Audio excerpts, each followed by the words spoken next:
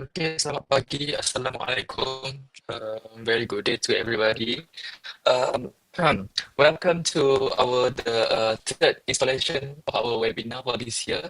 So today we are having one lecturer from University Putra Malaysia are going to share with us about another topic in AI. So if you have joined our webinar for previous two webinars, so you might be familiar with the topic or the theme of this webinar where we are focusing more on artificial intelligence.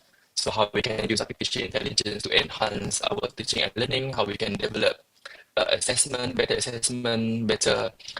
delivery to our students, how to make sure that delivery are more tailored towards the needs of each and everyone in our class. So today we have Dr. Chong Cho Min from University of Malaysia. So today, Dr. Chong going to share how we can leverage AI as a teaching assistant. So how we can use AI to automate our teaching and learning, not to replace, but maybe to help to automate a little bit about maybe about marking, how to develop better course delivery, and how we can use AI to collaborate with our peers to make sure that our teaching and learning, especially, or maybe also in research, yeah, easier. And also, last but not least, we are going to focus more also about course design, how we can use artificial intelligence to design our course to achieve our teaching and learning outcomes more effectively. So, for your information, Dr. Chong Chao Min is a coordinator for the program for pedagogi inovatif daripada Seksyen Inovasi Pengajaran Pembelajaran Pusat Pembangunan dan Kecemerlangan Kepimpinan Akademik Universiti Putra Malaysia. So I believe that this pusat is similar to what we have in University Malaysia Kelantan, which is PKPA. So Dr. Shah, I'm going to share with us until maybe around uh, 11:30, something like that. And then maybe we can stop for Q&A before we end the session. So without any further ado, I would like to invite Dr. Chong to the stage and to share his topic today. Please welcome. Good morning, everyone. Thank you, Dr. Muhammad. Thank you, UMK, for inviting me. Today, I would like to share with you AI as a teaching assistant. So, on the automations, on the activity design, teaching and learning activities, and collaboration and course design. So, yeah, a little bit about myself. I'm from Department of Aquaculture. So I'm doing on fish. My research is on fish immunology. Therefore, I also doing my research in International Institute of Aquaculture and Aquatic Sciences (UPM). And me myself is also a deputy secretary of Malaysia Aquaculture Development Association, and I have involved in many uh, national related initiative. The updated one will be the one that launched few years ago. Is National Policy on Inclusive Open Education Resources. I'm the core expert and also the one of the writers. And I'm also the head writers for Shift 8, which is Flexible Education and Lifelong Learning. Is going to launch, I think, this year to next year. So I think it will be 2026 to 2035. In that particular shift, we focus on emerging technologies and how to make use, the leverage the AI to harness the AI for unbundle our educations for lifelong and life-wide learning. A little bit about my research. This is early this year. I secured a couple of international fundings and also and also have the privilege to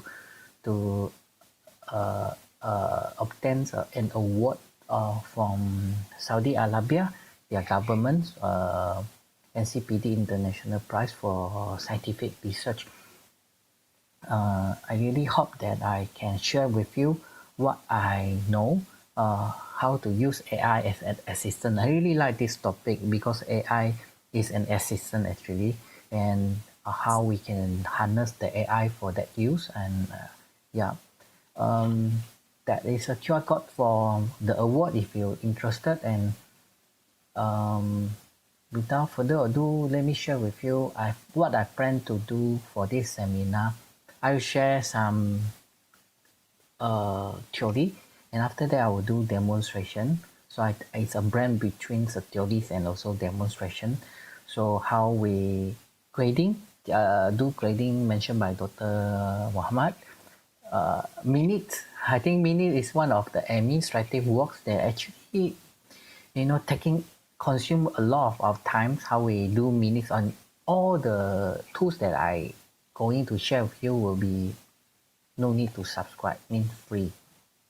The minutes, although it's not really related to teaching, but I also would like to share if we have time, and also how we personalize our feedback to the learners. Like for example, how you going to, like if you have 30 students, 50 students, or up to 100 students, how you going to personalize each of the feedback to them after they done something. Like for example, their memorization skill is good, but their critical thinking is weak, and or for example they are very weak in trick questions or what. How do we personalize the feedback by harness the AI?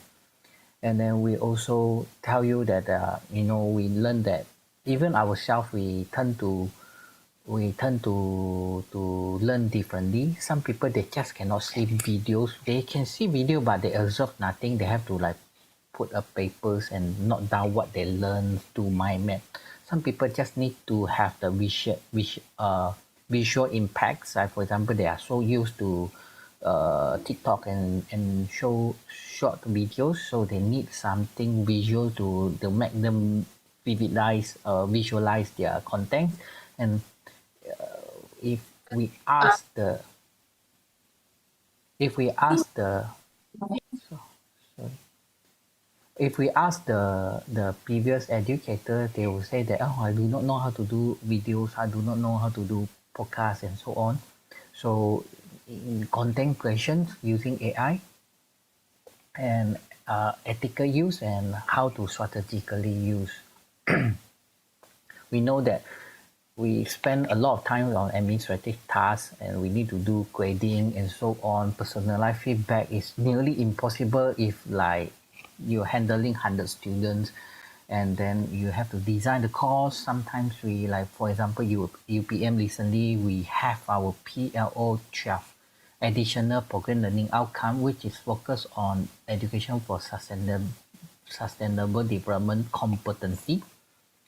Although in MQF they say it's up to the university to adopt whichever method to embrace the education for sustainable development competency.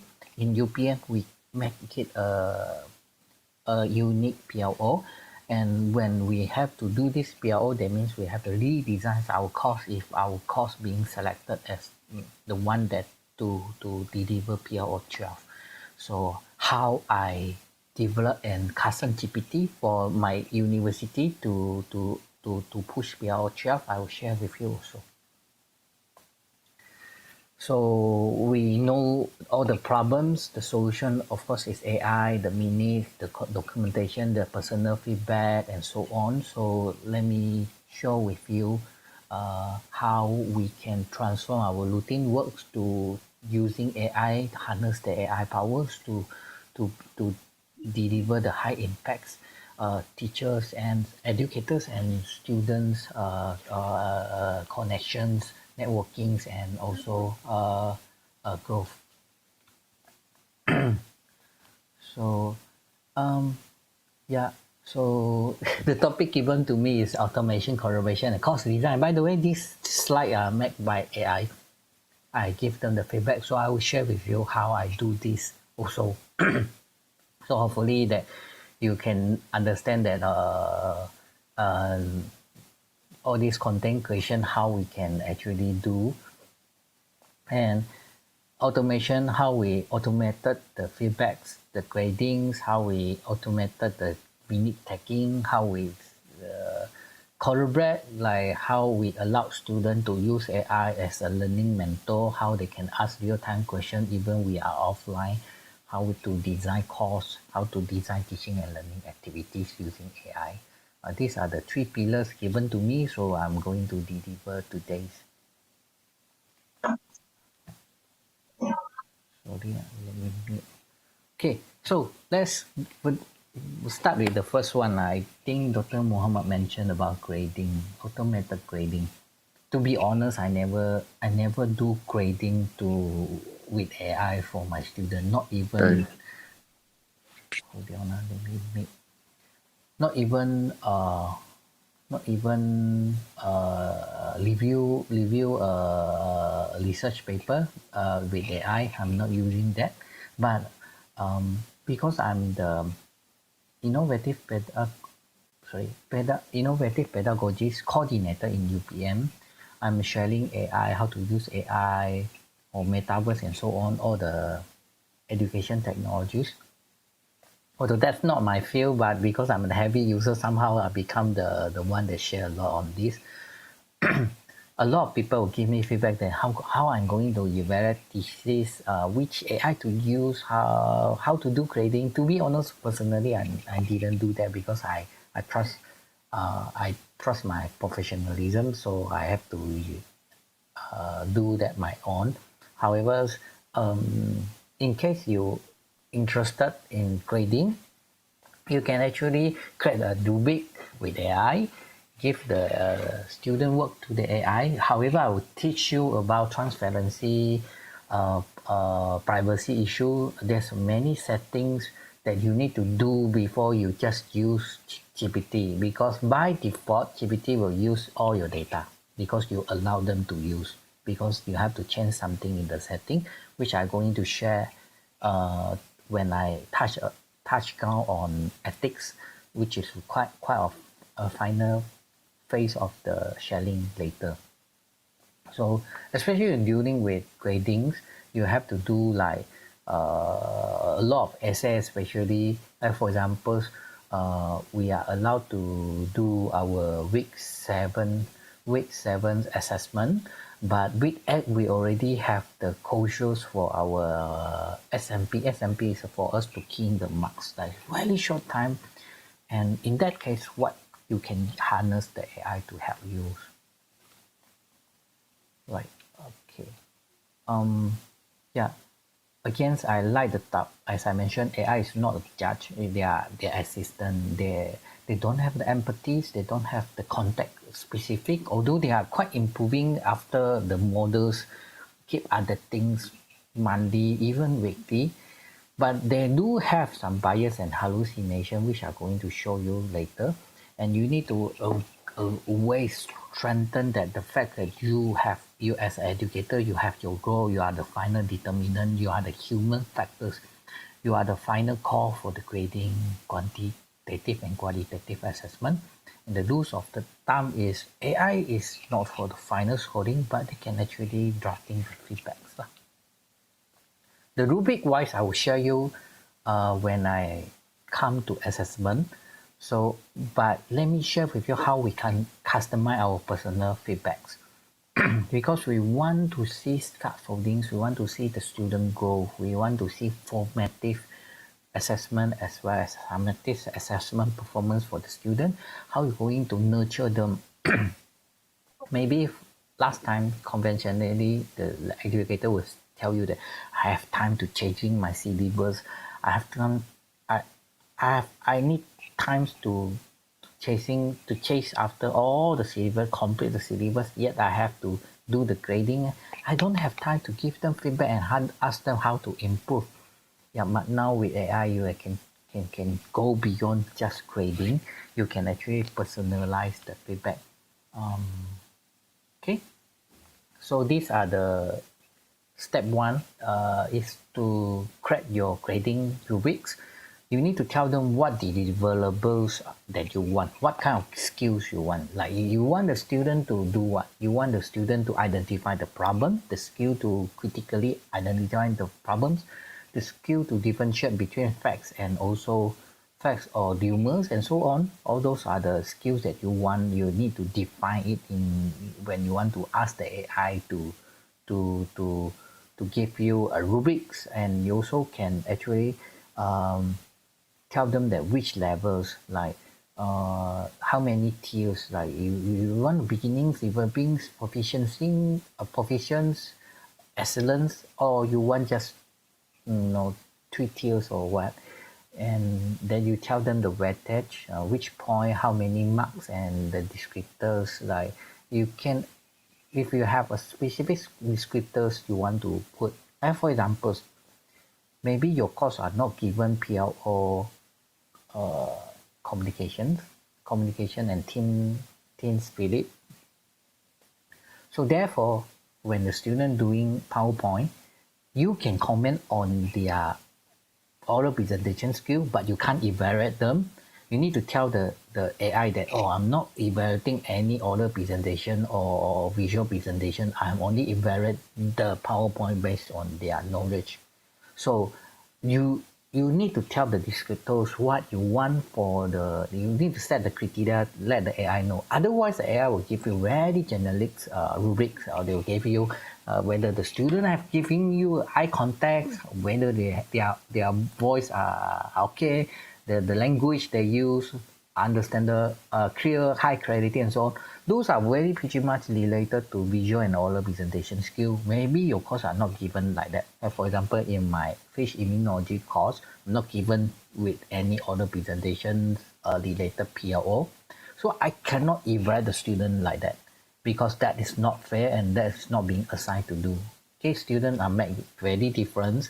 So you have to really evaluate based on which PLO assigned to you. So you need to tell the AI. Otherwise, they are not like a magic to understand what you want actually. And therefore, you yourself have to understand your course. You cannot like I know I'm not given PLO for example or the presentation skill, but that is the easiest one for me to do. No, you yourself have to understand as an educator what are the things given to your course and how you should define performance and so on. So again, a clear criteria is refer to a better AI feedback. And you need to prepare the student works for the most important. I mean, the most important step actually in UPM, we have raising voices on people saying that you don't put student work into the AI. You don't put their name, their data privacy are very important. Therefore, anonymizing the student's name are very important. For example, instead of telling them Chong Chao Min student, this is their answer for quiz 1, you anonymize them. Later I will show you in the videos, and then you organize them first. You do some pre-process preparatory works. You organize them nicely, organize them in the folder. You can just drag the folders to the AI, and whether you want to use a PDF, Word file, or PowerPoint, or plain text, or voice recording. Like voice recording are super useful whenever you have you want to know the students whether how they participate, and AI can actually differentiate your voice, and then they will actually recognize the behavioral learning behaviors of the students based on the recordings. They even can differentiate how many people speaking there. Okay, so I will show you when I come to audio, transfer audio to meeting minute. I will tell you that the audio can be used for recording students learning behavior later. Okay, right. So yeah, your prompt, everyone say good prompt equal to good output. Yeah, but now the AI model keep improving. Even the laymen are not really used to what is a prompt crafting. They're still able to get a satisfactory output. But however, the several prompts skills can actually enhance further the output. Like for example, you tell them the rules. Okay, I want a Rubik's. I want you to be a aquaculture educators, and I want it to be maybe undergraduates. You need to tell them specific weightage, and then they will actually give you the feedback. So let me. Yeah, this is more differentiated feedback. For example, if you also want to give marks for how they, especially in mathematics, the method is correct, but somehow the calculation is wrong. you cannot like give them zero marks, right? You need to like, the methods are correct. Somehow that they have like uh, careless on deliver the right answers, right? But the ways the mechanisms are correct and so on, you can tell them what you want, then they do the grading. So I think before I move to the next slide, which is on how I demo, how I use AI, you need to always understand that AIs, you can actually tell them the tones you want. You want to tell them in GPT, they call it temperatures. You say you want it to be warm. You like, for example, instead of like, this is the quality is low, please revise it. You can actually personalize it. Remember our discussion in our which class, and try to add this perspective in, like what we have already practiced in which lesson and so on. That is more personalized. But for me, I'm an educator of very mechanistics educators. I'll tell them that which particular topics they need to enhance. Seriously, if last time we do the grading, we really don't have time to know which chapters are the student like this student week in which chapters, which topics, which style of questions always trick them, because we don't have time to do the analysis. But now it's really, with AI you can actually do that. So like, let's start with our first demonstration. Okay. It's not really live one. I recorded yesterday because I worry that if I do the response times will very slow. Here I'm using Gemini, but you can actually use ChatGPT. You want to use Kimi, you want to use DeepSeek and so on. You go ahead, you can do that. So okay, for example, what I upload here is all the chapters, chapter 1 to 3. Actually this can be scrollable up. I upload all the chapters, the questions, the answers, the student answer, and here what I do, as I told you, that preparatory processing step is to anonymizing them. So I call them A1 to E5. So I ask them something. So I paste the prompt here. So the basically prompt is to tell them that I have uploaded learning lessons chapter 1 to 3, and I have also have the answers of the learner files, and then can you give me a feedback based on the tabular format. And I want a column indicating the learner name, but remember this learner name I have already give them give a designation code for them. Number of which question answer correctly, which question is not correct, what is their strength, what is their weakness. Personalize the suggestion, which part of the chapter they need to actually revise. So I send to them. Okay, hold on, let me drag. So it will take a while. So you can see that I'm choosing thinking mode. There's a fast and thinking for Gemini. GPT also the same. You can go for the whichever model suits you. From here you can say that they already start to read manage notes. They fetching all the essentials files, for example, the documents, like which instruction are given to the learner. Page 3, I'm aware of page 3 instruction. I didn't even tell them what is page 3. I just send them the questions, and they realize that, oh, in page 1, page 2, page 3, I give instruction to the student how they should able to how they should answer the question. Like, they are so smart that they actually like fishing out or extract out the important information. It would take a while. That's why I do recording, so I can actually fast forward. So they already say, okay, they organize the data come from me. There's a question set, there's an answer sheet, and the learner files, the lecture notes, and then they'll gather all the information from each of these.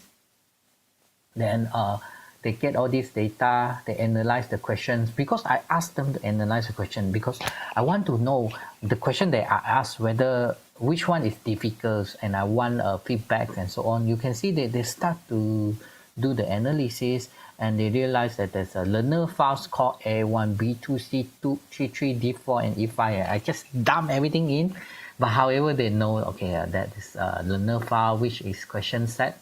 And then after that, as I told them that I want to have a questions analysis on what question I asked. That is belong to what actions, what questions. They say, oh, there's a easy questions which is memorization, recall on certain subjects. There's a medium, which asking about differences. And then there's a hard question where you need to apply your knowledge into and actually that is I asked them to categorize. They go categorizing based on the major the big pictures. However, if you have a specific category you want to put them in, just put them in. Okay. So if let's say you're given into C4, so you can put C1 question, C2, C3, C4, Levi Spoon taxonomy, categorization method, you can do that. But if you just student turn you tell them, oh, you are weak in C1 question or you are weak in C3 question, they don't know what is it. So you can actually I didn't use Bloom taxonomy to categorize, although I know when I set the question I want to up to which cognitive level. But you can actually ask the GPT to categorize based on more generalized categories, and then after that they will do the data, and then okay, they'll do a lot of thinking. I fast forward, and then after that they will give the feedbacks. Okay, so question one that I asked is more on histories. It's more on very easy. It's about recall or memorization. There's a phylogenetic comparisons where it's quite a difficult, which is a comparative or distinction or a differentiation question. Then they actually analyze all my questions. I didn't even tell them which question is about which chapter, but because I I upload in all the 3 chapters in this Penilaian. Sorry, Alia, I have to mute you. So I put them in all the chapters of the Penilaian 1 sampai 7. Only the 3 chapters I have managed to cover, and that is what my exam question or my quiz question based on. So they analyze it, then after that they start to give the feedback. Okay, they say which learner, okay, let me post it. Which learner, the learner E5, number E5 students, 80% correct, 8 correct, 2 wrong. Their strength is they have very good grasp on mechanistic understanding, but they're very weak in conceptualizing things or comparative things. Like for example, adaptive differentiation, adaptive versus innate. Okay, or basic innate definitions. Also, they suggest that these students tend to overthink the simple concept, but very hard to master the hard one. So then they will give a suggestion, say, okay, read the definition, distinguish differentiating between humoral versus that are very specific to my context, but yeah, you get the ideas. They will actually telling which to improve and so on.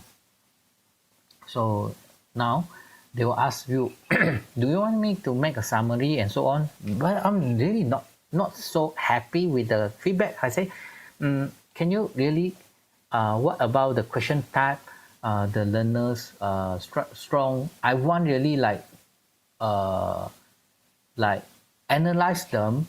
Although they give me a general one, I want deep dive into it, the strengths and weaknesses. Then after that, they will give the feedback saying that, okay, right.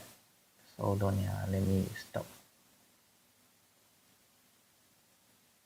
So they analyze it, and then this is in real times. They are quite fast actually.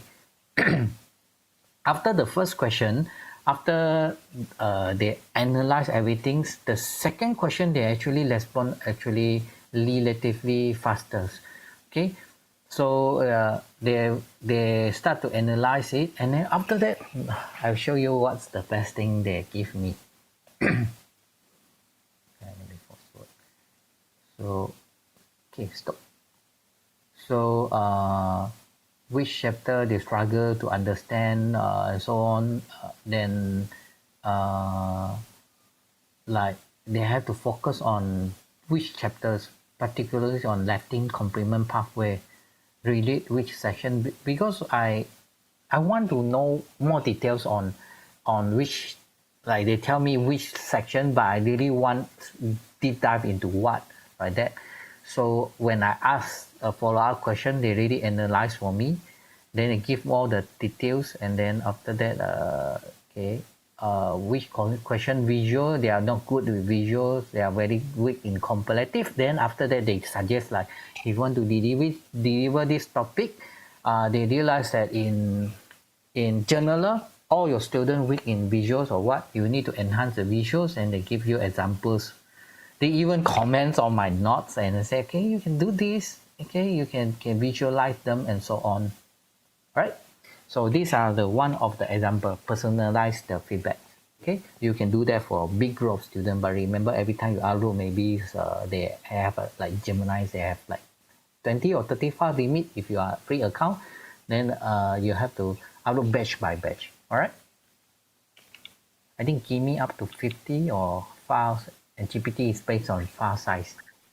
All right, so I'm moving to the second question, but I'm really welcome you to ask me if like before, if you have anything you want me to add on before I'm moving to another part. Otherwise, I will keep do the sharing.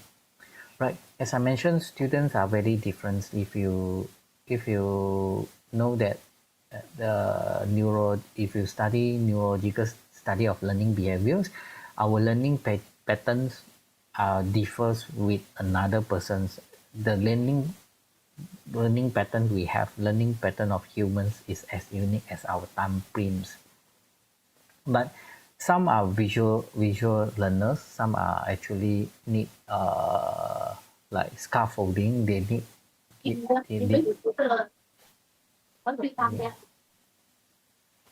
sorry, I have to mute you.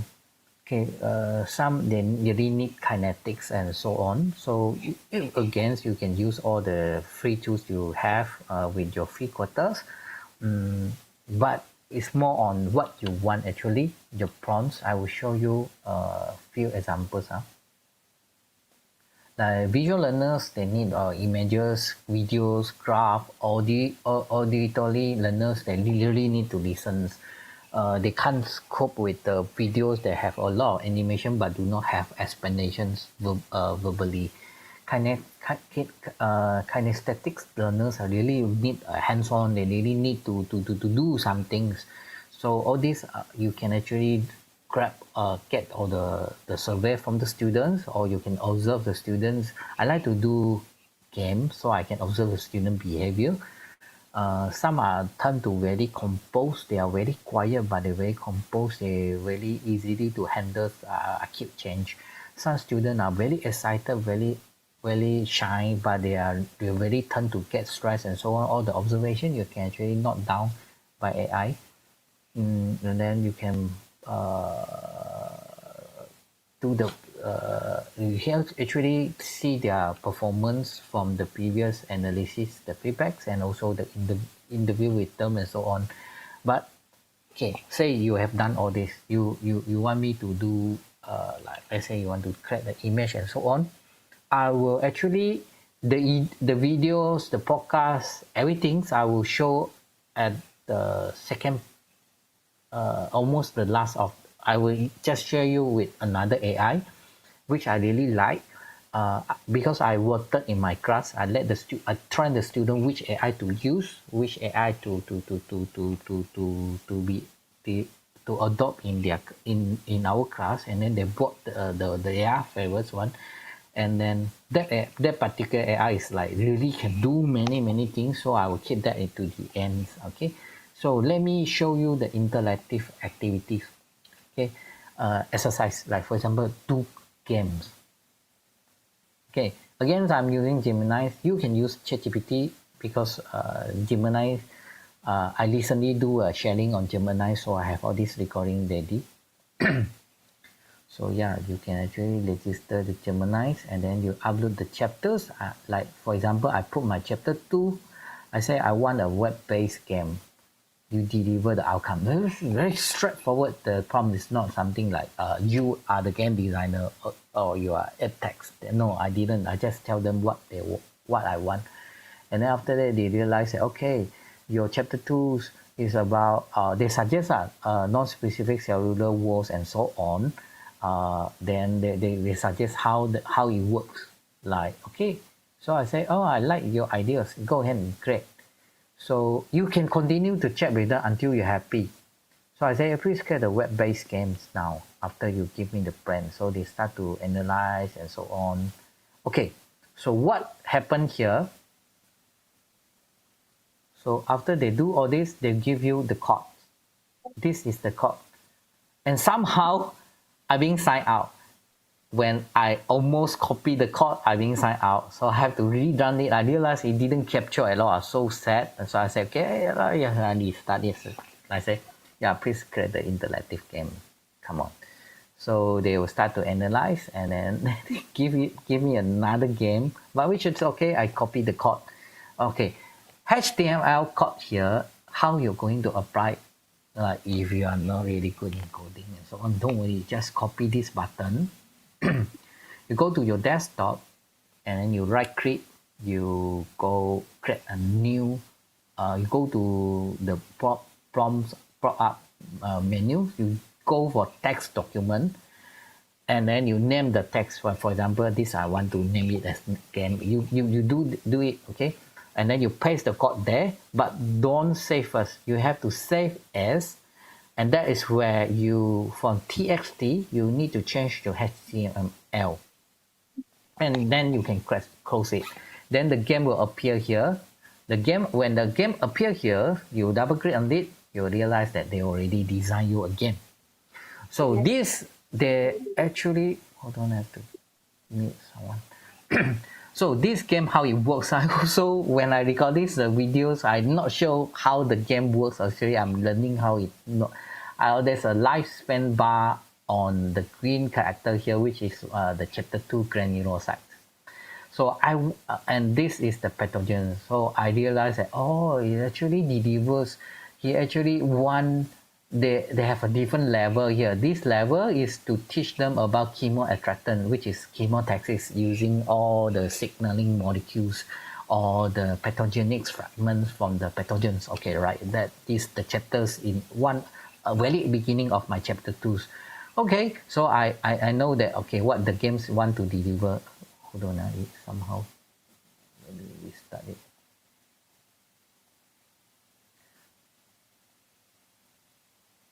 Okay, where is it? Sorry, just a moment.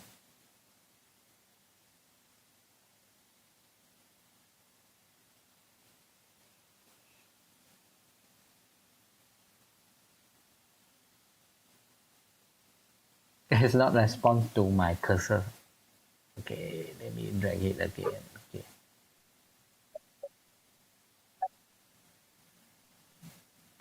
So, yeah, that's the game. So basically I have to use a chemoattractant to attract all my white blood cells to the all my white blood cells to the pathogen. So I have to click, then they will release a chemoattractant. So this chemoattractant will actually attract the white blood cells. There's a granulocyte and macrophage. They have a different lifespan also, because that is the chapter I teach about them. The lifespan of each of these immune cells, and then some of the immune cells almost end of their lifespan, they will burst. So I think this game is just nice. Although the aesthetic are very very simple, but yeah, I think the student get the ideas. Okay, so it's particularly good with all the kinesthetic learners that need something to strengthen their understanding. But I think for visual learners, they also get benefit from this. Right, these are some of the examples. Actually, when I conduct a workshop on learners, educators, they also use the AI to create games, HTML games for language, where they can actually learn about the English sentences structures, how they have to like put certain structures of the language to get certain marks and so on. I think that can be done, right? So this is one of the examples I'm showing you. You need to know what you want. For me, just I need them to understand chapter 2 because that is a foundation before I go very advanced. So I need to, because this chapter 2 will be used in many chapters. So I just throw chapter 2 to the AI and I tell them they create me a game. So they tell me what's their master plan. If I okay, I just say web-based game. If I'm not okay, I have to tell them what I need, which are the part that I really need them to strengthen and so, right?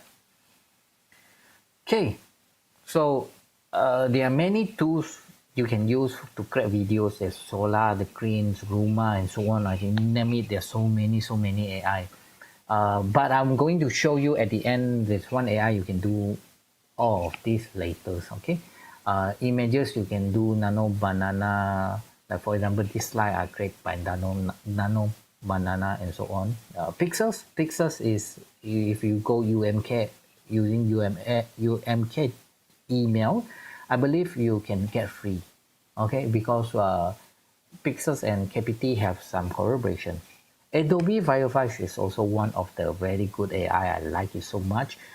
This AI also subscribed by KPT, but very under usage. All your Adobe you can get access with your institutional emails. For UPM, we have to go and apply through IDEX, the unit handle for IT and AI. So when we get their approval, then we can use Adobe. Leonardo AI is based on credits. They every day they will renew the credits for use. I think that is a AI that you can use. Slide I don't want to mention. There are so many shellings asking about. Sorry, there's a chat. Let me check.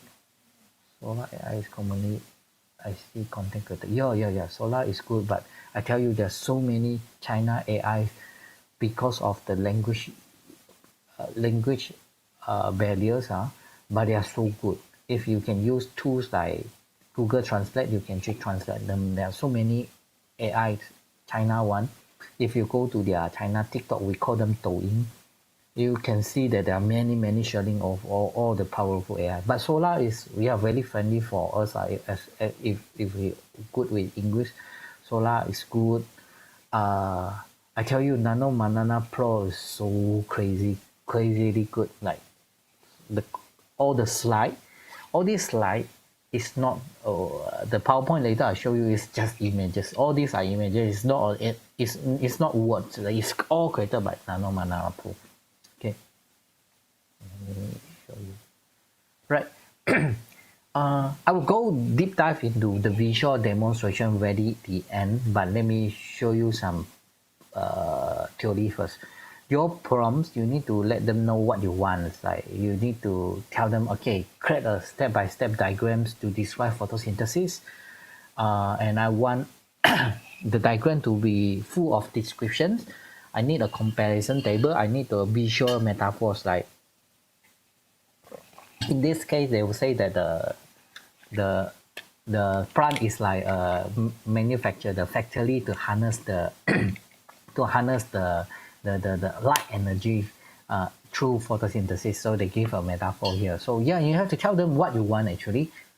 So water, carbon dioxide with light energy convert to glucose. Glucose is then they will store as the form of starch, and then they will release out oxygen and so on. All these diagrams you need to tell the AI what. I tell you this now with all this advanced in AI, the visuals guide is usually need very minor changes. Like for example, this slide, I didn't change at all. It's just they are so accurate, very high accuracy, I can say. Okay, but you as an educator, you have to really change it lah, right? Whether you want to have different problems, later I'll show you a video how I crack the questions. Like, do you want beginners questions, intermediate, and advanced? Because some students they really need, like, there's an issue, especially in my class. You have a very slow learners that they really need you to repeat, and because they're very hard to understand a concept, they need you multiple repetitions to enhance their understanding. But you also have some learners that they're very fast understand what you say, but if you keep repeating, they'll lose their interest at all. They need differentiated challenge. They need to be challenged. They need like, oh, this task is too easy for me already. Right? Now I need you to challenge me. I have the satisfaction from get to overcome certain difficult questions. Yeah, if you have these issues, you can actually do a formative assessment, differentiated one for them, which I will show you later.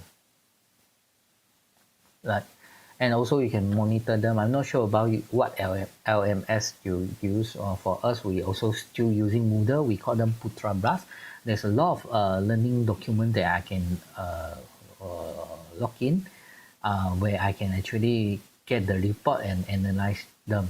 I'm not going to go details here, but maybe it's because like maybe the difference in your learning LMS platform and ours one maybe is this is very personalized. Unless we have a hands-on, then I can do that. But please allow me to show you generically how we going to use AI. Right, let me show you. Hold on. Okay. So what I'm doing here is, okay, that is just now the game, but I already uploaded the chapter 2s, right? Okay, now I say based on the learning material that I have upload to you. Just bear with me, my English, but they understand what I'm saying. So okay, I want a web-based quiz now. Okay, I'm done with games. Game is good. Game enhance the student learning. How they learn. I want an MCQ questions. I want a case studies. The MCQs have to multiple choice questions, and I want you to give them feedbacks for every single choice, which I like.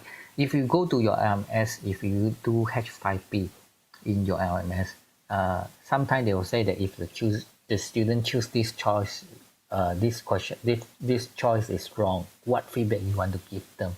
Sometimes we want to correct that. It's like take a long time to give the feedback, so a lot of people skip it. So student wrong, the LMS will prompt them wrong, right?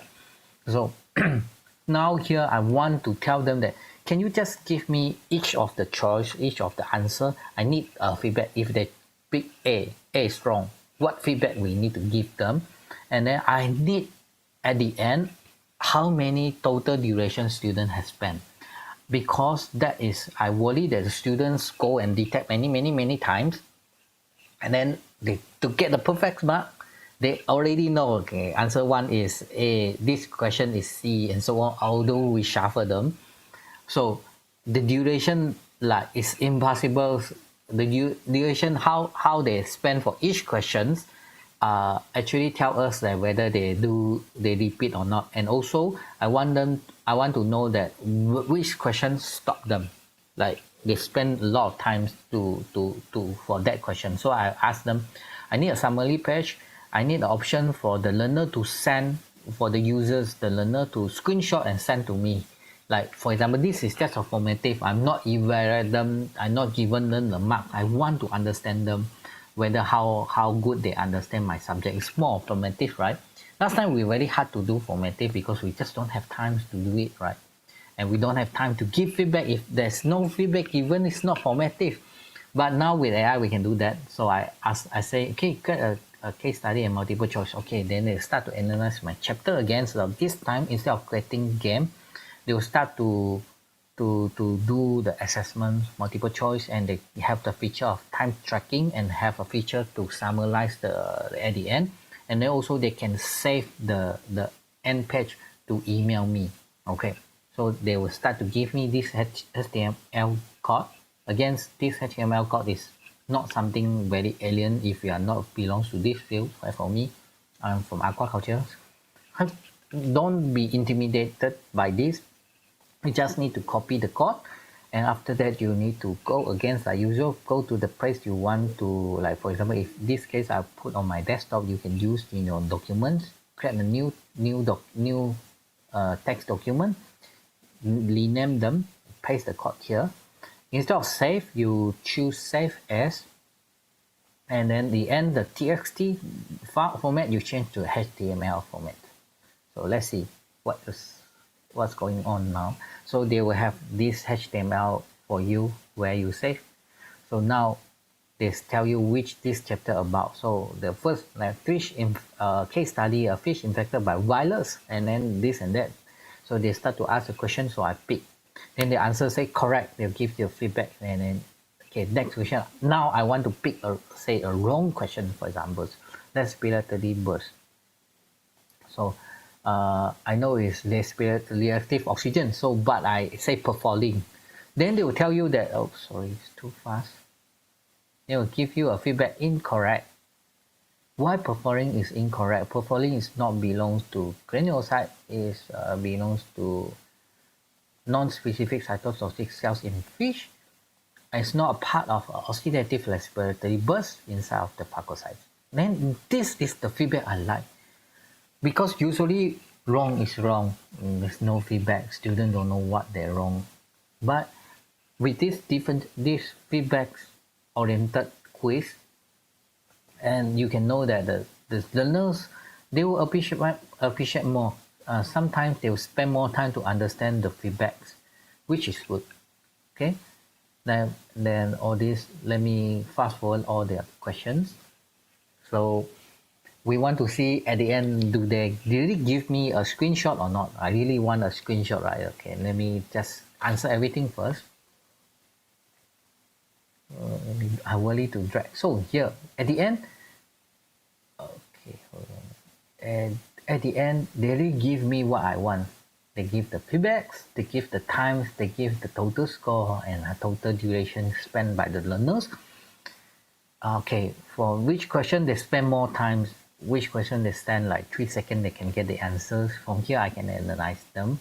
And then here, there's a button because I want them to like save the result as an image and then email me or put on my Putrabas or the UPM LMS. So now I want to test whether this website, not a website, actually it's an HTML file. You can actually attach them. The student can download the HTML and use in their computer without any internet. So they can save the result as, I want to see whether, because I want them to screenshot, right? Whether they really can save the image or not. So you can see that they really managed to give me a PNG file, which is good. I want this PNG later, I can do my personalized feedbacks and so on. Okay. I also teach the student how to track their learning behavior also with all this. Okay, good. Save as. So I just save to in the document you want. Okay, now, as I mentioned, differentiated questions, right? What if the student really some student really want to be challenged? Do you prepare the formative assessment? Do you have a formative assessment or assignment for them? So now, instead of MCQs, I want open-ended questions. But I need remember, formative, you do not evaluate them. You just let the student do. But if the student just done that, then no feedback given. It's not formative at all. But you just don't have time, right? So okay, now, what if I have an automated one? Whatever they answer, especially open-ended question, how they give feedbacks, and And yeah, if you back in the times without AI, really things like that is very difficult. It consumes a lot of our time. So yeah, with AI, what you can do is now I want to open at the questions.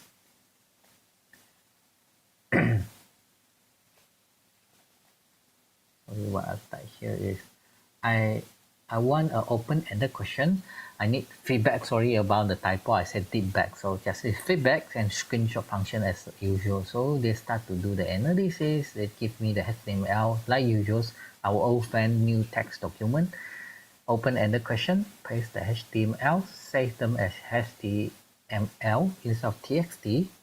Now, okay, that's the open-ended question. Expand the mechanism by know how NCCs kill the tumor cells. Okay, right, NCCs. So this is very specific to my course, right? Okay, so just bear with me. I type NCC target cells without MSC class 1, all these. They are very technical, so sorry. Just remember, I want to show you what is the feedback look like.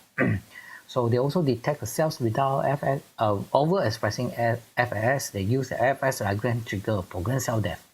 So now what best is, I ask them, I want a personalized feedback. So now they say, okay, I know it's an open-ended question, but have you mentioned FS molecules?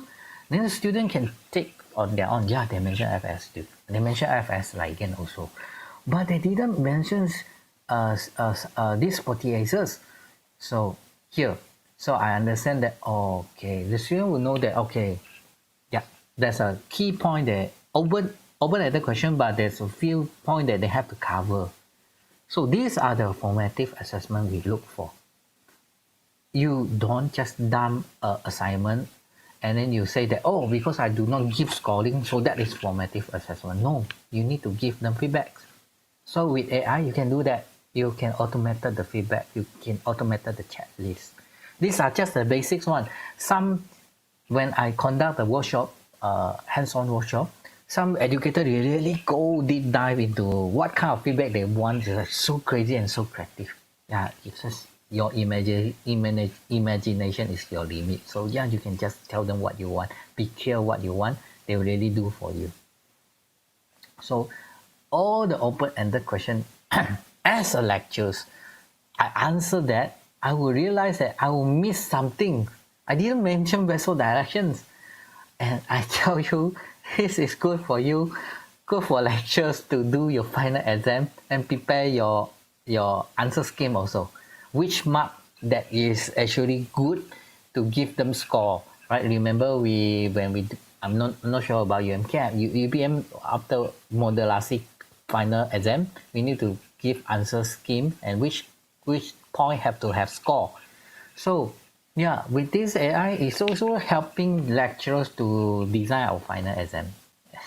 Okay, so you can see that sometimes I miss what I forget to mention Sir Manikov and so on. Yeah, that is basically what it is. And then after that, they'll give you a summary. Let me stop here. They'll give you a summary. How many minutes I spent for this one, and then okay, which things which are the essential things that I have already covered. So I score 12. Like this is because I very fast forward to show you, right?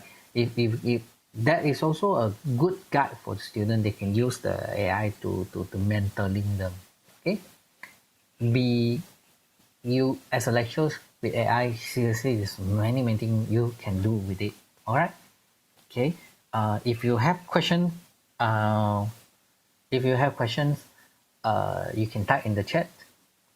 Otherwise, I'll continue. I have so many things to share. Hopefully, we have time, right? But just stop me if I go too fast. Now, go to course delivery, course design. Course designs, right? It depends on, because each university they have a panduan to design your course. For UPM we have. So for UPM I custom made my own GPT for UPM educators. I will show you later. in UNK, you may have your panduan Semakan Semula and Kursus Baru and so on. Usually, our learning objective is usually you are not, unless you're creating a new courses, you need to go through all the learning objective. Otherwise, maybe it's just course CL or course learning objective, like you create special topics and so on. Then you need to go through, like you have to be specific, measurable, achievable, relevant, and time bounds is possible to do in 2 hours and so on. So the type of prompts you can actually tell them is you need to tell them the course overview, the synopsis of your course is let's say innovation in aquaculture. It's about all the innovations, all the system, all the current issues and interventions, and also there's what are the gap for future improvement, so on. Let's say you just dump them in and then tell them what is the objective, and then tell them what is your plan. Give them a schedule, let's say a week. Like for example, my class is Thursdays, and coming Thursday there's going to be a Christmas and also New Year, so there's no class. How do I do the adjustment and so on? You tell them, then they will actually do for you. If you want to create Rubik also can, or Evad also can. I will show you all this later.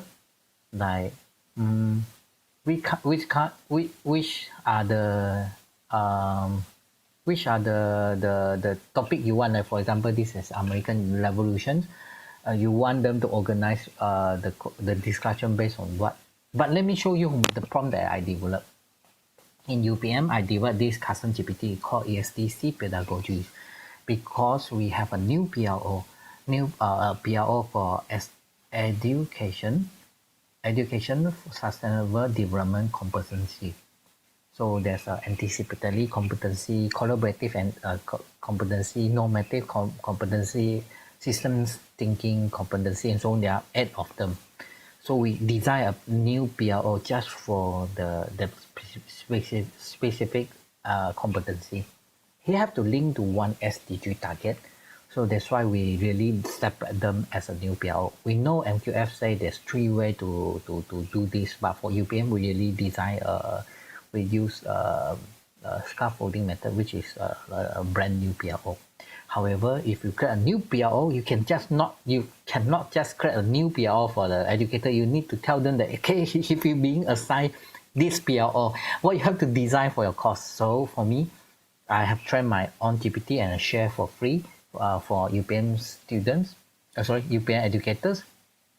So see, now this GPT, what I done here is they already be. Sorry, this I have to mute. Sorry, I have to mute someone. Unless if you are asking questions, sorry, I muted you. So now this GPT, I already trained them. So just begin like searching hi, then they'll say, hello, can you just give me your course name, which CRO you want me to design for you, what are the SDGs related.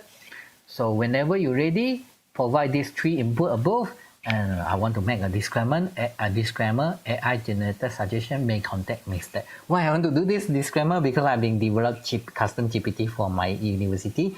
People will use my name. Jong punya GPT beritahu saya buat macam tu.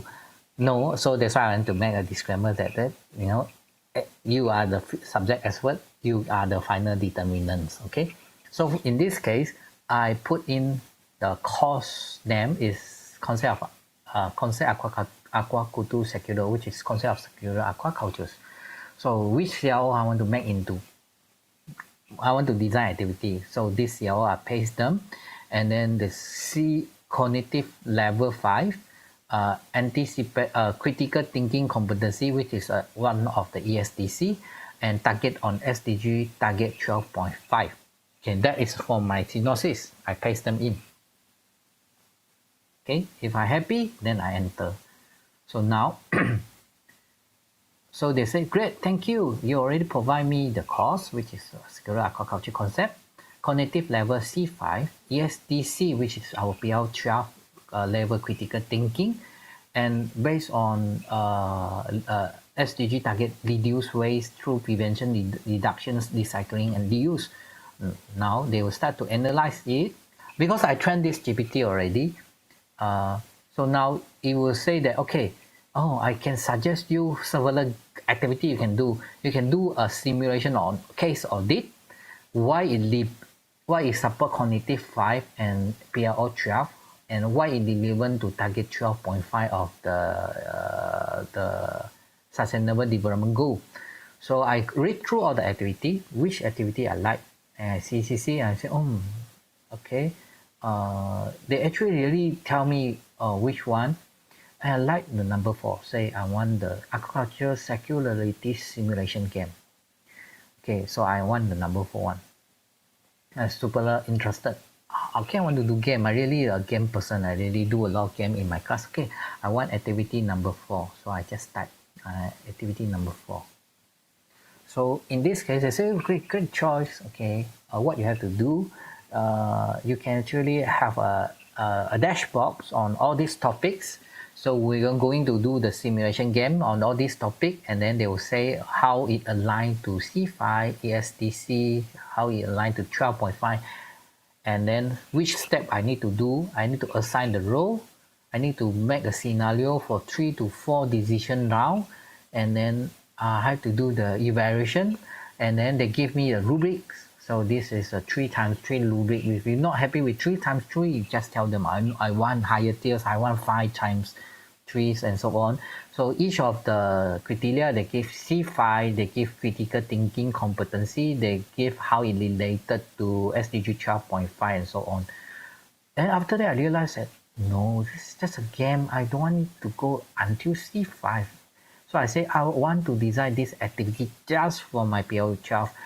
As C5, I will ask in my exam. Okay, I don't want this game to be super difficult to related to C5. Then they say, okay, you just want to focus on your PL12. Fine. So they remove C5 no evaluation judgment components for C5. So it will make more layers, more ESDC based. So everything is the same, but they remove the C5, the rubric they also change. So after that, what kind of reflection output I can do, the criteria, you can see that they already removed the C5. And then do you want an instruction for students to post on your Putra LMS? Do you want a guide for your lectures? What material, what timing to do? Do you need a reflection because you ask the student to give reflections? Do you want me to create the reflection rubric? Then I say, okay, you suggest 1 to 5, right? I want 1, 2, 3. I don't need rubric because the rubric is already fine with me. I want 1, 2, 3.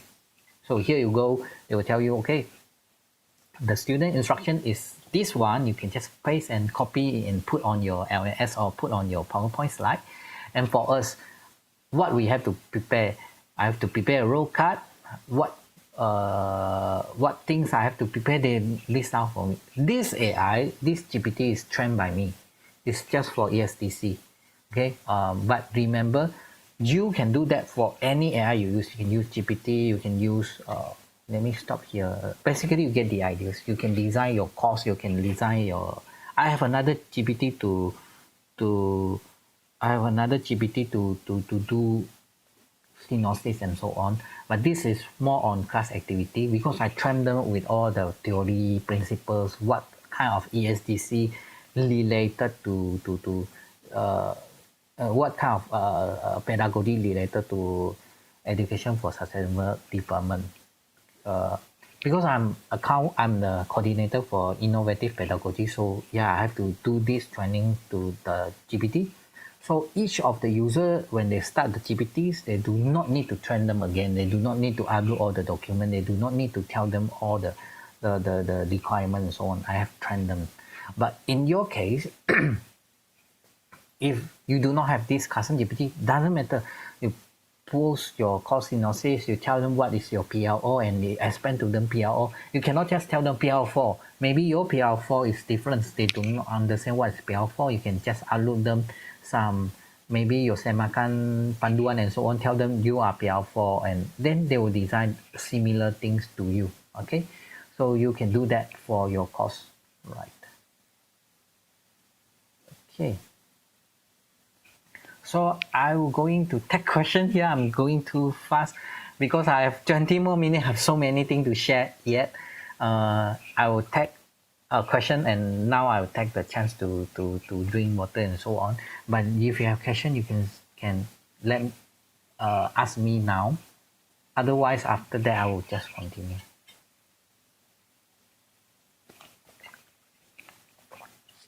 Everything okay? Yeah, Dr. Do we have Muhammad. any question from the floor? If there is no question, maybe Dr. Chong can just continue, then maybe we can have Q&A later at the end of the session. Okay, cool. I will do that. Okay, I shall continue. So, again, there are many free AIs. Well, when we say free, because they maybe have some quota daily, but don't worry, a lot of them are still okay. You not necessarily need to go to the high tiers one. Okay, they are good for certain purposes. More than this, like Kimi, DeepSeek, and so on, there are so many of them, SciSpace, and so on. Yeah, they have all, especially Gemini 3 is so crazy now. It's just last month launch, right? Wow, so powerful now. I think I need to let these Geminis. They are very good. However, you do not need to chase after all the tools. I worry that the educator turn to like, oh, so I can keep a newsletter on what AI. Remember, just stick to the one that you're happy. If they hallucinate too much, dump it, move on. Okay, do not chase for every trend because AI is changing daily. Today is let's say rumor AI, rumor DreamWorks AI. They update what today's AI agents, what they update and so on. Yeah, you do not need to chase every single of them because you are the user. You are not. You are not the trainer. So just pick something that useful for you. I would tell you what the best things pick my class, and I share with you some example you can use, some demo you can use, because that is picked by my class. Again, I want to do a disclaimer, it may be varies in your class, but I will share the one that picked by my class, what they think the best. Okay, you just master one, just use it for your tools, and then you just, it's okay. You don't need to bookmark so many AI tools, right? Yeah. Okay. So in my class, what I do, I'm teaching the student Metaverse, how to use visual AI. For examples, we want to do poster, and then let's say the presenter or the industry people give you just their passport photo. How are you going to use AI to expand the photo? Because sometimes they will say, I'm sorry, that's the only photo I have. Sorry. And how they're going to get copyright free image and so on. I teach because my student is aquaculture, so I do a lot of aquaculture project. We do all the AI foundation. I need to teach them foundation first, the AI foundation, because I worry they misuse the AI, and then I teach them what tools are useful. We do that, and then we let the student pick. They do some analysis on before and after and so on. I do a lot of workshop for students. Then after that, the student pick the best is Notebook LM. So therefore, I'm going to share with you the one tools I defer to, which is what Notebook now. Yeah, this. But if you're happy with Notebook, you can continue to use because it's free. Otherwise, you can go to whatever AI you familiar with. Okay, so therefore is Notebook LM. So I'm going to spend the rest of the 20 minutes on what is Notebook LM, how I use that. All right. So Notebook LM is the tools, one of the tools behind this seminar, tools that do not hallucinate. Whatever you give them, they will answer based on that. Okay.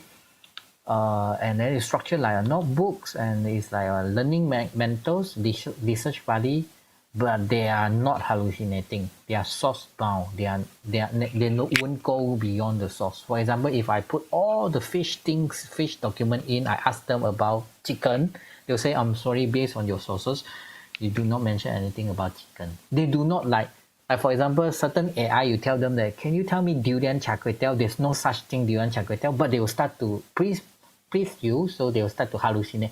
Oh, durian char kway teow is very popular in Klang Valley and so on. No such thing. They hallucinate already. But Notebook LM by Google is super good. They are actually source bound, and then you are not just asking, you are thinking through it.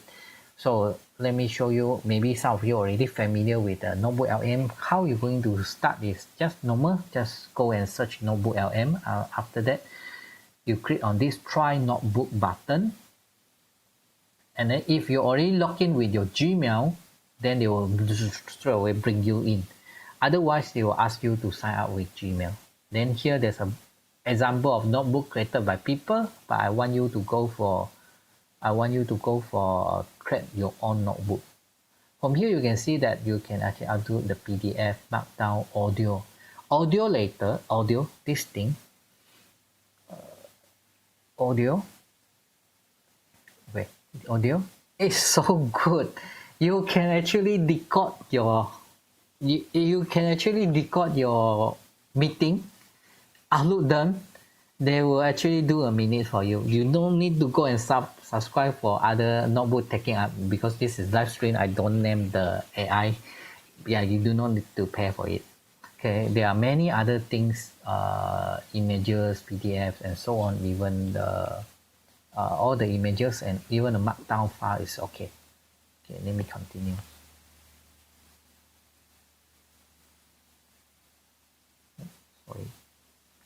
Sorry, because let me disable the laser first.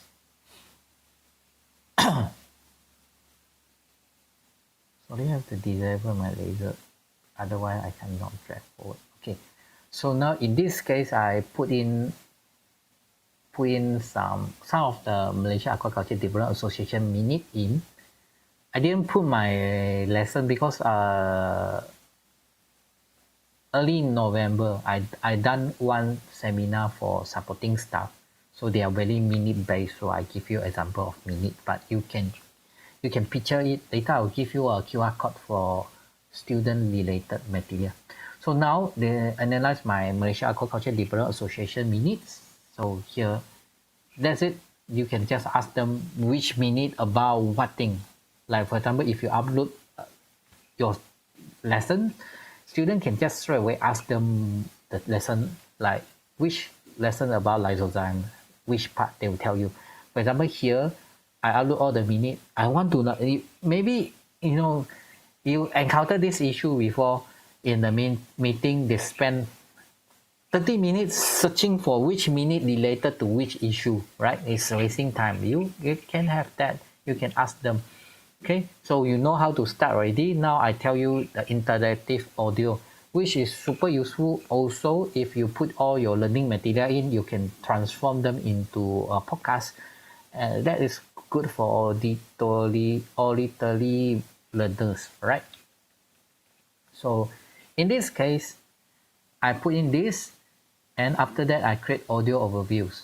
When I create audio overviews, you on the lower right panel here, you start to have something buffering. That is actually they are generating the audios. Okay, now they're done. So you can actually play. Welcome back to the deep dive.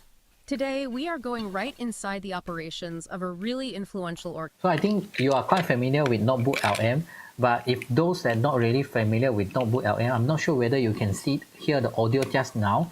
It will actually make a podcast based on the file that I upload. You can untick whichever, and then you generate. It will give you another audio. If like each minute you want audio, you can just actually do that. Organization, the Malaysian Aquaculture Development Association. Or Mayday, as we'll be calling it. Exactly, Mayday. We've managed to synthesize 7 months of their detailed... So you can actually download it. But the best thing here, that when you download them, it can download as MP3. But the best thing here is interactive. Interactive refer to you can actually ask them questions. Like sometimes you are driving, you can ask them question. Refer to which like for example, I'm the head writer for Lonjakan 8 Malaysia Higher Education Blueprint. We need to do so many meeting or stakeholder engagement. Sometimes you want to know like which part is related to, let's say, TVET. Then they'll analyze and they'll answer you real time. All right, like I give you example here. So, And, these aren't just dry notes, they're a blueprint. so when I create interactive, they will regenerate the podcast. So when they Welcome back to the deep dive. Today, we are going right inside the operations of a really influential organization, the Malaysian Aquaculture Development Association. Or MATA, as we'll be calling it. Exactly, Meta. We've managed to synthesize 7 months of So their when I detailed click internal join, committee records. then and they will this covered- stop. Whoa, did someone just break the fourth wall? Let's hear it. Hi, can you update me about Manda app?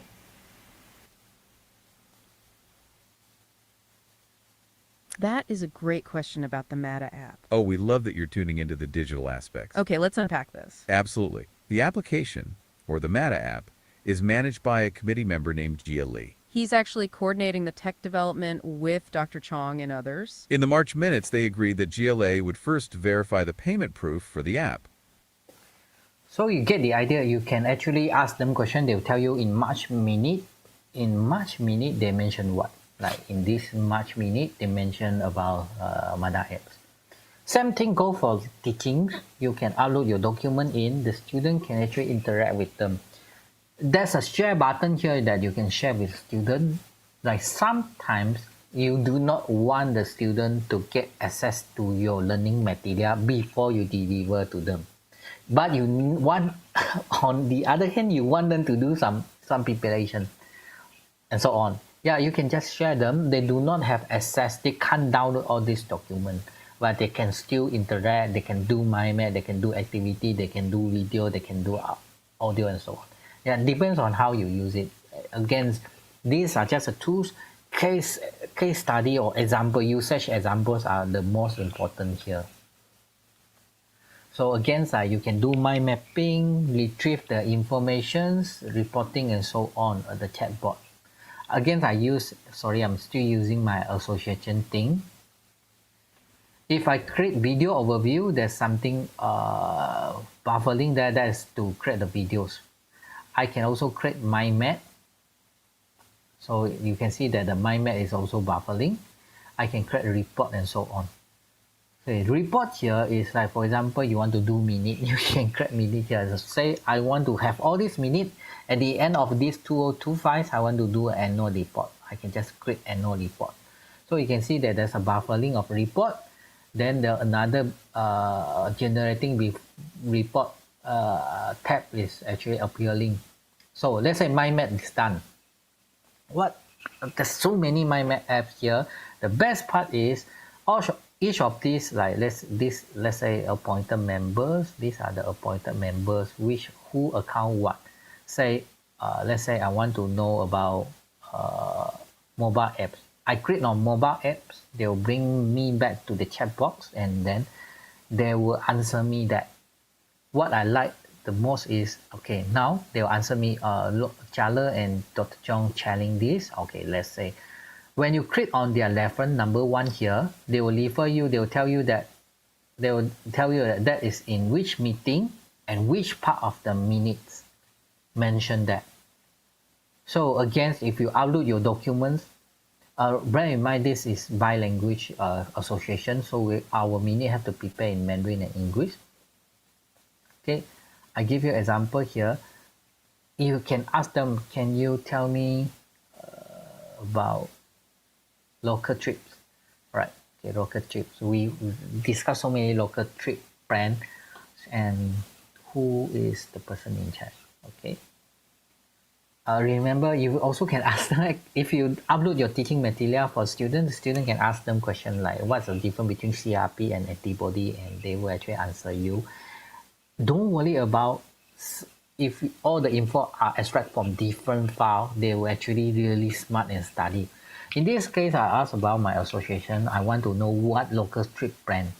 So now they summarize, okay, Ikan Rakyat Haluan. You click on the citation there, they will actually showing you the minutes. Okay, which minute and which sections. Okay, again, number 3. Like I click on it, it will tell you in this chat we compose what. That they extract the info out. Later, I'll show you that I put audio in. They also they will transcribe my audio, and then they will tell you which part of my audio mentioning that. Okay, so you get the ideas. You can actually generate mind map. The mind map is interactive. You can generate report. The report is up to you. Let's say I want to make it annual report. So they will summarize for all my minute. They will generate an annual report and so on. The student can also generate briefing document from your learning material. They can generate fresh cut and so on. Fresh cut means the cut that they have definition. They see one terms and then they need to define it. They print the cards. They'll give them the definition and so on. So I think we have time for more. Can I continue to show? Okay. Yeah, Video. sure. Dr. Chong, don't worry about the time limitation. Just go ahead. Okay. So video wise is you can just click on video and then they will generate the video for me. So you can see here. You ever wonder how an entire industry actually makes its decisions? You know, how it sets its course, fights its battles, and plans for what's next? Well, today, gets made. As the VP, Aaron Tan Chung Wei as Secretary, and Dr. Pearl Kwan as Treasurer. Now, you're going to want to remember massive market and a powerhouse of innovation in this field. And their strategy is coming from all angles. They're hosting delegations. These aren't just junkets. Every single outing match. And when they walk into that meeting, they are not coming empty-handed. Dr. Chong, the Deputy Secretary, put together their official submission for the government. And how long was it? 17 pages. So you get the idea. They can generate the video for you, and that videos are, for example, if you, as I say, a visual learner, like, okay, I want to go to Solar, or I want to go to Green, or I want to go to Ruma. No, you no need. You can just do that in Notebook LM. They will do the video for you based on the content you generate. And they will do PowerPoint for you. They will do the infographic for you. I will show you later. Okay, in this case, in my Malaysia Aquaculture Development Association, the government want to raise the tax for imported goods, and I prepare 17 page analysis because all this raw material, for example, all the feed, they require soybean meal, fish meal, oil, and so on. Every single of them will raise price. After the tax, it will actually cause a very big cascade financial impact to aquaculture. So I prepare 17 pages. They summarize in the videos. To answer the question in the chat, can we edit the video? You cannot. Every time you only can save, they will make a different one. But however, you can tell them what you want. So in these videos, when the video button here, let me stop. There's a pen icon. That is where you tell them what you want. You want which style, you want which format, you want it to be precise, you want it to be very brief and so on. You need to tell them. You can't edit. Edit is another, but I don't go detail with that. Okay. Minutes. I think minutes. Minutes are crazy things. We always need to write minutes, even for academicians. So in this case, I upload MP3 recording, which is when I engage with Malaysia Higher Education. I'm the writer, so we have with MQM meeting. Can you see how crazy it is? I just put them in. I just put the MP3 in BMBI Lodya, okay, the next language. They transcribe it nicely. Okay, wow, Prof. Hatta, silent Prof. Hatta, your microphone is off.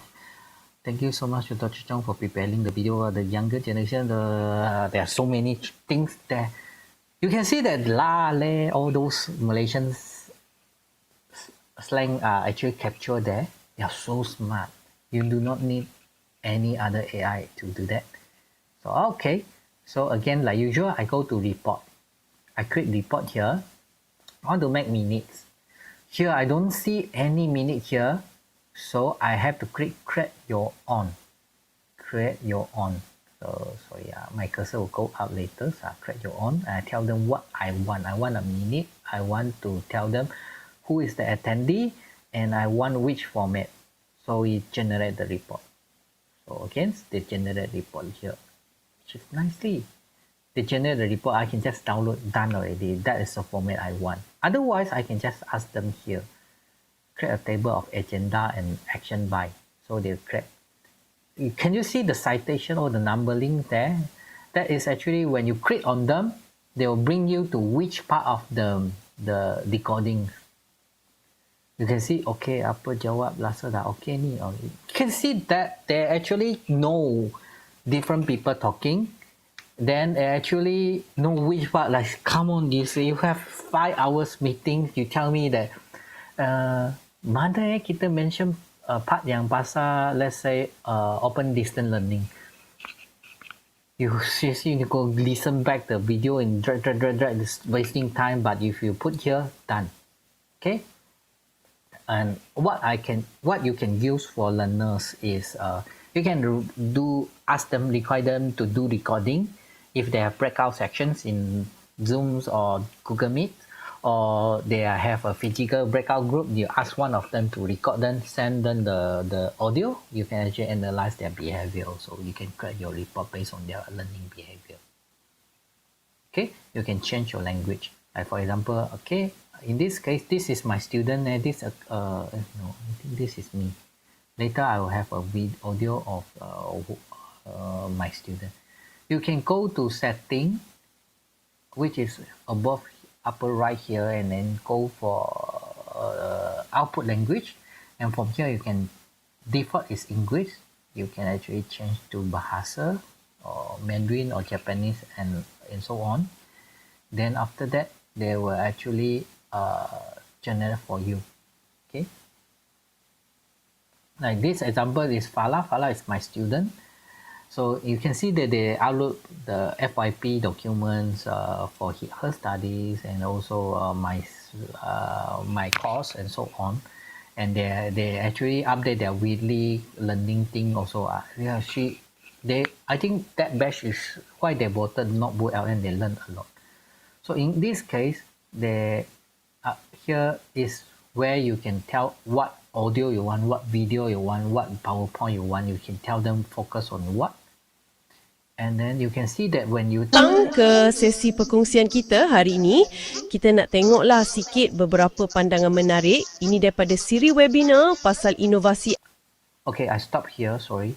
You can see that if you change the language to Bahasa, you actually generate podcast in Bahasa. And they are actually capturing Malaysian slang. Like you can see the la la la at the end of the audio, which is quite funny. Hold on, yeah. Let me show you back. Okay, yeah. Selamat datang ke sesi perkongsian kita hari ini. Kita nak tengoklah sikit. Kita nak tengoklah sikit. Which is good, right? Again, this is the embargo document of Malaysia Higher Education, which is not yet launched. I can't share with anyone, but I joined this task force. We need to plan for strategy planning of UPM for education, but I can't share them embargo file. You can just dump them onto Notebook LM and then you share with whoever.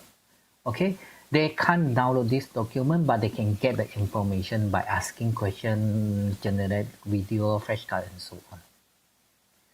Now, let me show you a little bit more. You can actually generate infographic and slide as well. For example, I put all this learning material in.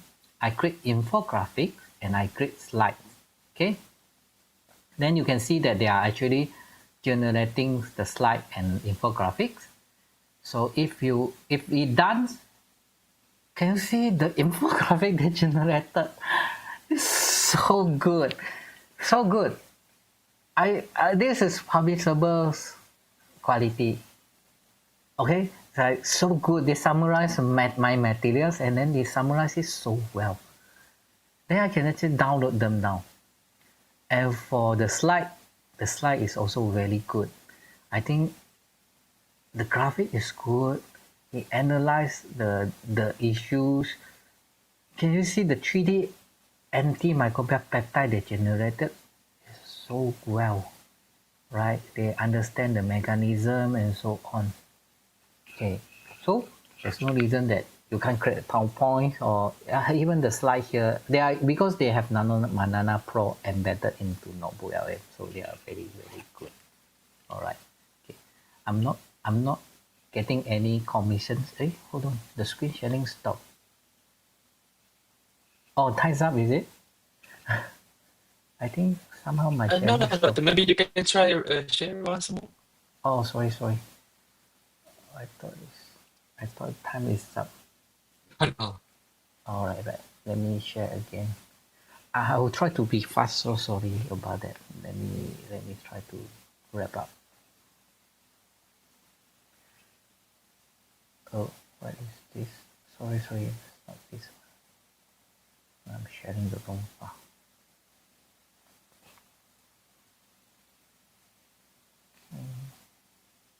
Use document. Let me see. Sorry for the hiccup. Let me open up my.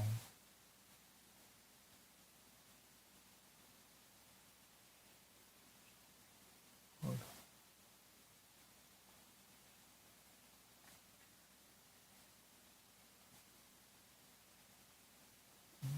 No, this one.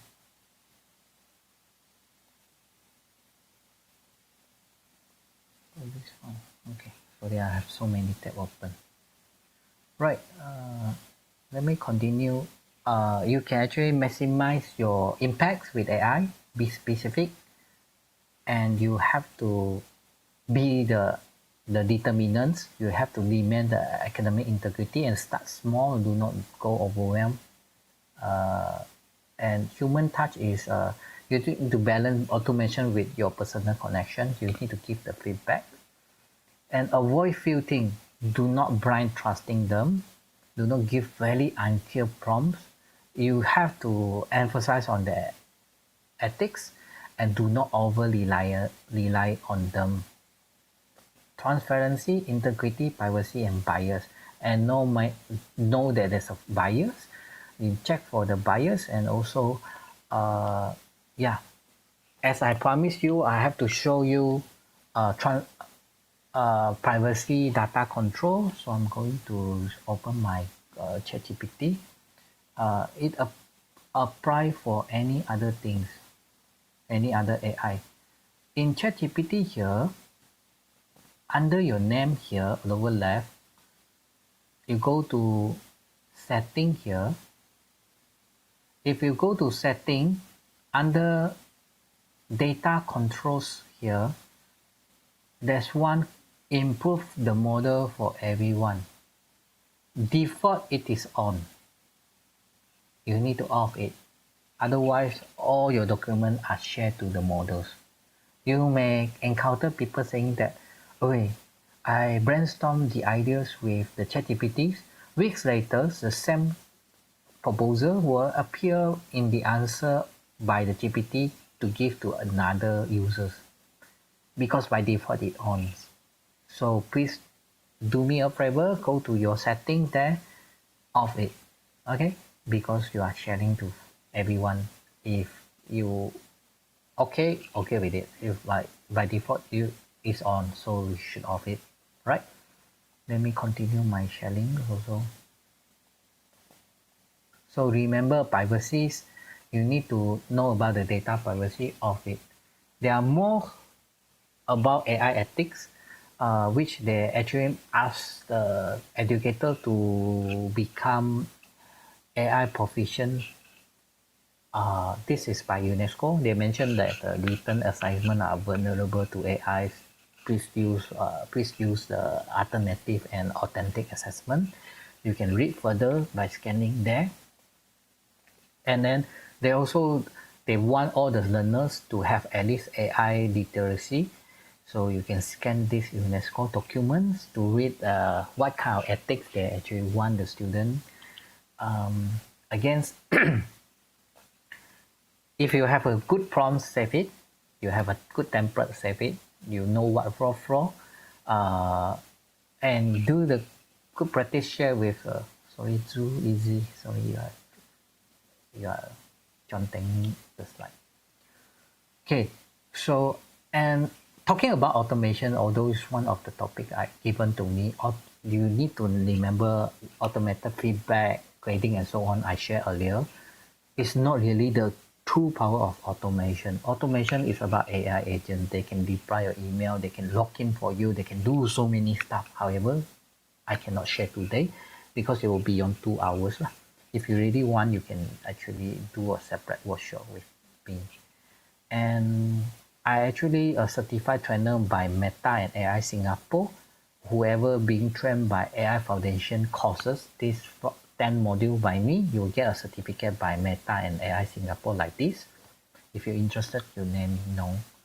And I also do so many hands-on to UKM, UMS, KPT, Terengganu government, and so on, and also some association.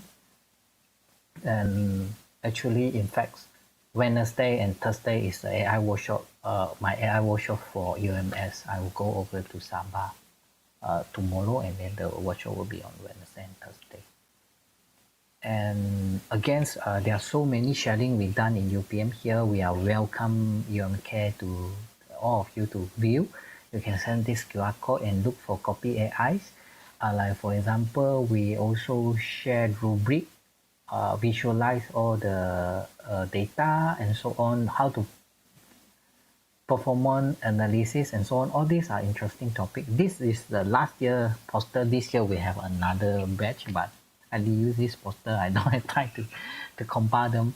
But yeah, you get the ideas. You have several topics. If it interests you, you can view the recordings. Right. We also would like to extend our invitation to anyone who want to be the AI pencerama. Yeah, you can contact me.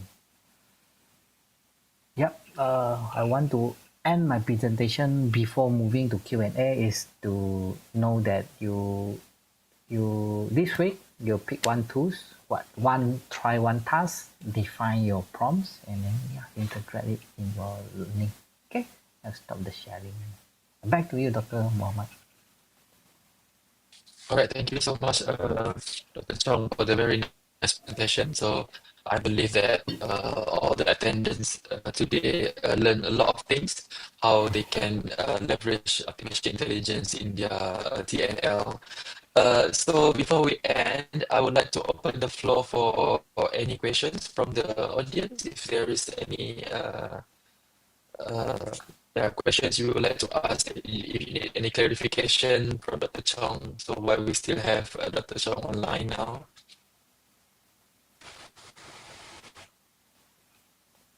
Feel free to ask me or too overwhelmed. While waiting for the audience to ask, I have just need one. Maybe you can clarify to me. When you're talking about asking for feedback from LMS, right? When you monitor students' progress from LMS, so can you bring us through that process? For example, like how do you do that? I mean, are you going to provide formative assessment every week, every topic, and then you see how the student progress from 1 week to week? How do you do that, Dr. Chong? You need to balance between not overtaxing the students, because some students they are very OCD. If you put something there, they will have to complete it. So you need to balance between that. You also need to brief the student. I don't think it's weekly, but it can be based on chapters. Like certain chapters based on the past performance of student weak in that particular chapters, like many cohorts are weak particular in that difficult chapters. You can emphasize on that. And then talking about how to get the weekly progress monitor is in the LMS. There's under LMS there's one report function where you can download the activities. They can like the log times, the view times, the view count, completion times, and so on. There are so many metadata there that you can download down, and then how their performance, the scoring, and so on. You can actually analyze them. And if you already tell them that this question is based on what questions, they also will analyze like what I showed you in the earlier video. They can analyze the student are weak in which structures question or which category questions like that. So that are the things that you can can get to but you don't really update your learners, you will overwhelm you and also overwhelm the the students as well. Okay. Can you share with us your strategy when you, for example, like you are giving assessment to the students? I believe that these issues have been faced by so many lecturers in every universities, and I have keep hearing about this complaint from so many lecturers whenever, for example, that whenever they give midterm to students, because before we are having midterm online. Uh, yeah, students, for example, we give 45 minutes or 1 hour to finish maybe 60 questions or 40 questions. And then the students can submit all those 40 questions to 60 questions only in 10 minutes. So, and then my personal experience for last week, we had a midterm, and then the students use ChatGPT in front of me. So, how do you formulate your assessment, especially for online assessment, to be, to be, I'm not, to be somehow AI proof, just to make sure that the student learn. Yeah, for me, it's more always authentic assessment, alternative assessment, even online. Online, you can use so many tools like PPT. PPTs have so many treasure hunting and so on, where the student have to really go and treasure hunting. And I like Metaverse, where I use Zap or Gather Town and so on. Students go and navigate their small little avatar and go and find the info and overcome the door and so on. All those it will take the student it really still somehow prone to some AI, like for example if you have Gemini Pro that they can actually read your screen, yeah, they can really assist you, but you need to really make it as you can't really bulletproof like without all AI.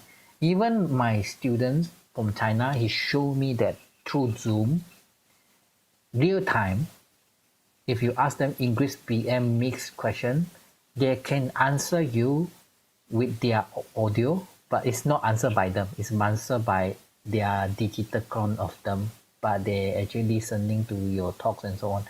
They actually employ the AI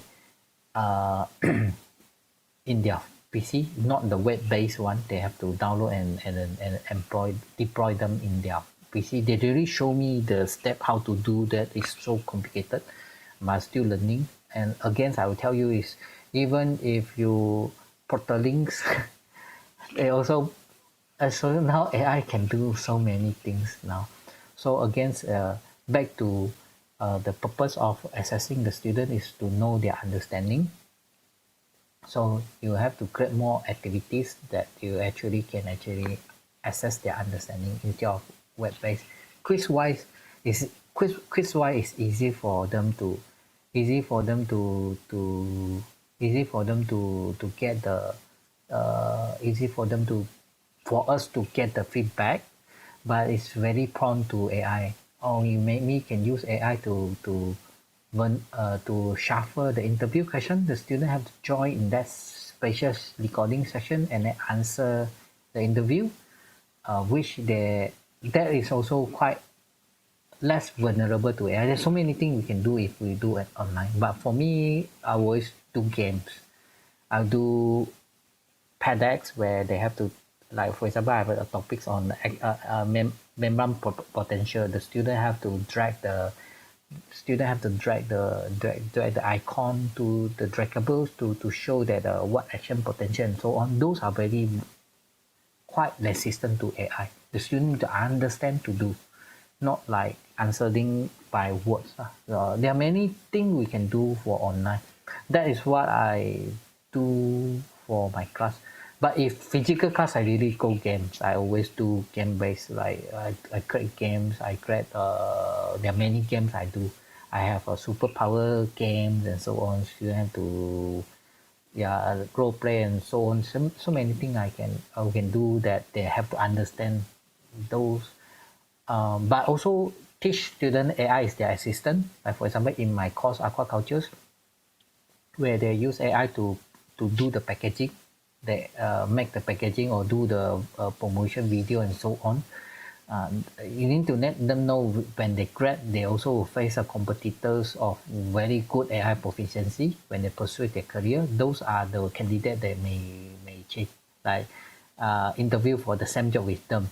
So you need to equip them with some AI also, and then make AI as a friend, not the enemies lah. Yes, yes, yes. I totally agree with your opinion about we have to prepare the students. Because the future is, everything are going to be embedded with AI, either we like it or not. And then I believe that we lecturer have to adapt, especially in terms of the way we approach assessment. And then, yeah, as you say, that maybe rely too much on quiz is no longer the only ways that we have to go to have to move moving forward, and we have to be more creative in the future. So yeah, I would like to open to the floor if there is any question anymore from the audience. And then for those from UNK and also from other universities, there is a link shared by our organizer, Pusat. PKPA. So maybe you can fill in to evaluate the webinar and also for UNK staff to collect your credit training hours. Okay, one more. Any question before we end our session today? Okay. Okay, so I think there is no question from audience anymore, Dr. Chong. So on behalf of the PKPA, I would like to again thank you to spend your time. I know that you are a very busy person to share your experience and your good practice to the audience today. And I hope that whatever we learn and then study from you, maybe we can implement on our everyday at our own universities. So again, thank you so much, Dr. Chong. I wish you all the best and hope to see you again one day in the future. Yeah, thank you so much. Thanks for invitation. Okay, thank you, everyone. Thank Have a you, good day. everyone. Bye.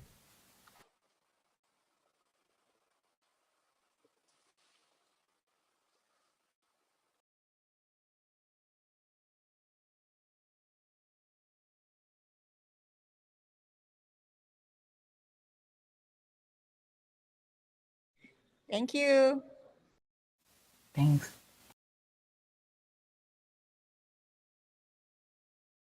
Thank you. Thank you, sir.